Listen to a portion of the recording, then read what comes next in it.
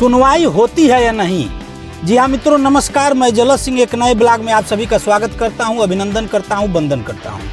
16 अप्रैल को Allahabad high court में पंचायत चुनाव पर सुनवाई है और जैसा कि आप देख रहे हैं पिछले कई तारीख से सुनवाई ही नहीं हो पा रही है।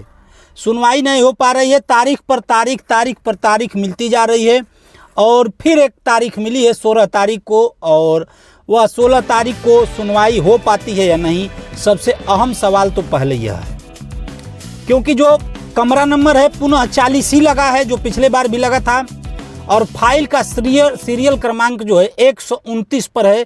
जो ताज़ा स्टेटस आप निकालेंगे तो आप देख सकते हैं हाई कोर्ट में यह फाइल 129 नंबर पर इसकी सुनवाई है। जैसा कि आप सभी जानते हैं, उत्तर प्रदेश में पंचायत चुनाव को लेकर के असमंजस की स्थिति बनी हुई है और जो हमारे चुनाव लड़ने वाले भाई हैं वह लगातार इस पसोपेश में पड़े हुए हैं। चुनाव होंगे नहीं होंगे, अभी होंगे, जून में होंगे, जुलाई में होंगे, मई की समय सीमा तो अब किसी भी तरह से नहीं हो पाएगी, अगस्त में होंगे, नवंबर से पहले होंगे या 2027 के बाद में होंगे, ये अब विधानसभा चुनाव के बाद में होंगे। यह एक अजूब पहेली बनी हुई है। यदि स्पष्टता आ जाती तो किसी के मन में कोई शंका नहीं रहती। उसी में जैसा कि आप सभी जानते हैं, हमारे एक अधिवक्ता हैं इम्तियाज़ हुसैन साहब, वह हाई कोर्ट चले गए और उन्होंने कहा कि आप सरकार को डायरेक्शन दीजिए कि वह जो है संविधान का पालन करें और संविधान के अनुसार 26 मई को जब प्रधान जी लोगों का कार्यकाल खत्म हो रहा है तो किसी भी कीमत पर उससे पहले उत्तर प्रदेश में पंचायत चुनाव हो जाने चाहिए। और यदि समय पर पंचायत चुनाव होते तो अब तक आदर्श आचार संहिता लग गई होती और प्रधानों के खाते सीज हो गए होते।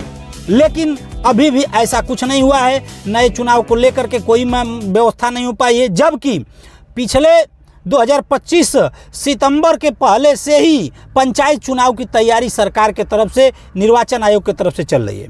लेकिन उसके बावजूद भी पिछड़ा वर्ग आयोग का, समर्पित पिछड़ा वर्ग आयोग का गठन अभी तक नहीं हो पाया है, जो कि एक चिंता का विषय है, क्योंकि बिना उसके गठन के जो पिछड़ा वर्ग का आरक्षण है वह दे पाना संभव नहीं है। वैसे तो कहने के लिए बिना पिछड़ा वर्ग आयोग के, बिना पिछड़ा के आरक्षण के भी चुनाव हो सकता है, लेकिन ये संभव नहीं है कि पिछड़ों का आरक्षण 27% आप खत्म करके चुनाव करा सकते हैं। वैसे संविधान में यह व्यवस्था है कि यदि आप किसी प्रकार से पिछड़े का आरक्षण नहीं दे पाते हैं तो आप सभी सीटों को सामान्य करके केवल अनुसूचित का आरक्षण करके चुनाव कर सकते हैं। लेकिन सरकार चाहे तो अभी भी पिछड़ा वर्ग आयोग का गठन जल्दी से जल्दी यदि हो जाए तो 2 महीने में पिछड़ा वर्ग आयोग की रिपोर्ट आ जाएगी, फिर भी जुलाई अगस्त तक चुनाव संभव हैं। लेकिन अभी न तो निर्वाचन आयोग के तरफ से न तो सरकार के तरफ से कोई भी स्थिति स्पष्ट हो पा रही है। इसी नाते लोग इलाहाबाद हाई कोर्ट का रुख किए हुए हैं और उसके तरफ पूरे उत्तर प्रदेश के हमारे चुनाव लड़ने वाले भाइयों का और उत्तर प्रदेश की पूरी 24 करोड़ जनता की निगाहें इस समय कहाँ मौजूद है, तो वह इलाहाबाद हाई कोर्ट की तरफ मौजूद है कि कोर्ट के तरफ से कोई डेडलाइन आ जाती, डायरेक्शन आ जाती, जैसा कि 2021 के चुनाव में हुआ था कि सरकार के तरफ से एक गाइडलाइन आई थी, डेडलाइन आई थी और उसके अनुसार सरकार का कोर्ट ने जो 95 का फार्मूला लागू किया था उसको पलटने का भी काम हाई कोर्ट ने किया था। हाई कोर्ट के तरफ सभी लोगों की निगाहें हैं, शायद कोर्ट जो है एक गाइडलाइन दे दे।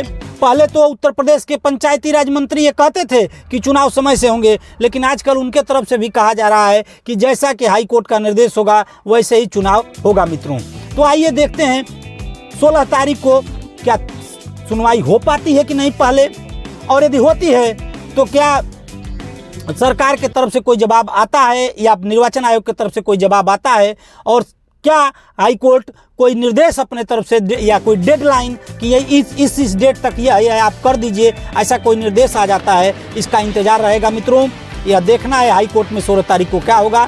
यदि मेरा वीडियो अच्छा लगे तो लाइक, प्यारा सा कमेंट, शेयर जरूर करिएगा, सब्सक्राइब फॉलो भी कर लीजिएगा। मिलते हैं नेक्स्ट वीडियो में, तब तक के लिए नमस्कार।